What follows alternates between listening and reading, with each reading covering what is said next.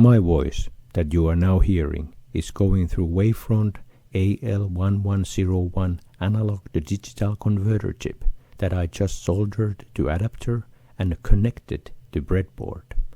Its digital output is connected to mini DSP multi-channel streamers I2S input. Because this is a workbench experiment without dedicated power supply and grounding, you may hear some hiss and static noise. Also, because of a different work clock signals, channels are inverted and other channel is out of phase. But that's not a problem because this is not the final arrangement. But I think this is sounding pretty good. Does anyone recognize in what very popular interface this converter chip is used?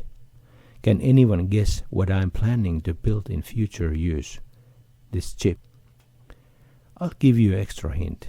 Other components and chips will be AL1201 and VL1401 and VL1402. Please give your answer in comment section. Thanks for watching.